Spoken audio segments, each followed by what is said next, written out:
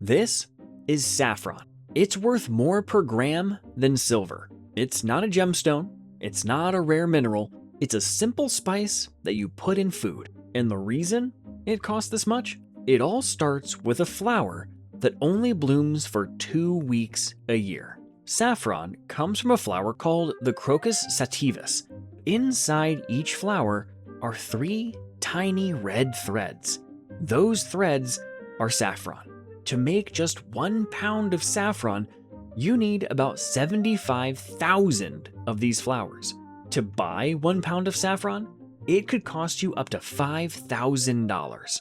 Nearly 10 times more expensive than vanilla, the second most expensive spice in the world. But the price isn't just about rarity, it's about what it takes to actually harvest the stuff. The Crocus sativus blooms for only 2 to 3 weeks in fall. That's your entire window for the year. And within that window, each individual flower blooms for a single morning. If you don't pick it that day, the sun damages the stigmas and they're useless.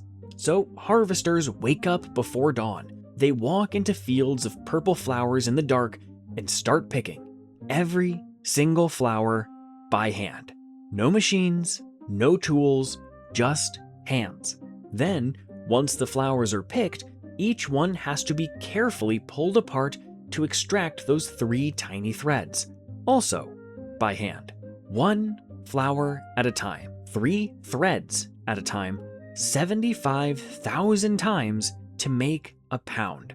If that sounds exhausting, that's because it is. Labor makes up 60 to 70% of saffron's final cost.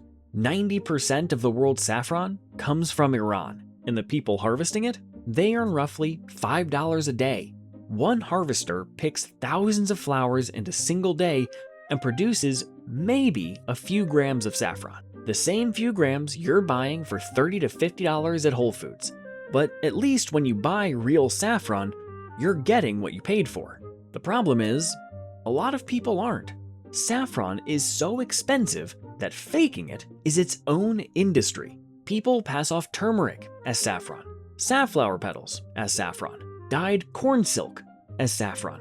Some sellers even soak real saffron threads in honey or oil to increase the weight. And it works, because most people have no idea what real saffron looks or tastes like. One study found that 85% of discount saffron sold online fails purity tests.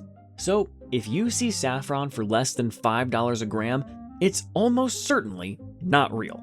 Which raises the obvious question, if it's this expensive and this hard to harvest, why don't we just grow more? Great idea. There's just one problem. The Crocus sativus is sterile. It literally cannot reproduce on its own. Unlike most plants, it doesn't produce seeds. Every single new crocus has to be grown by manually dividing an existing bulb and replanting it by hand. You can't scale this with industrial farming. You can't genetically modify your way around it. You can't speed up the bloom. You can't automate the harvest. You can't do anything except exactly what farmers have been doing for 3,500 years. The process hasn't changed. Same flower, same 3 threads, same hands, same sunrise deadline. But for what? What are people actually paying $10 a gram for? If you've ever had paella, that golden color, saffron. Risotto Milanese, saffron. Biryani, saffron. It gives food a color and flavor that nothing else in the world can replicate. People have tried. Turmeric gets you the color, but not the taste. Food coloring gets you the look, but not the aroma. Nothing does what saffron does. And it's not just food. Research suggests saffron may help with symptoms of depression and Alzheimer's. It's been used as a dye for centuries. 1 gram can color an entire bathtub of water golden.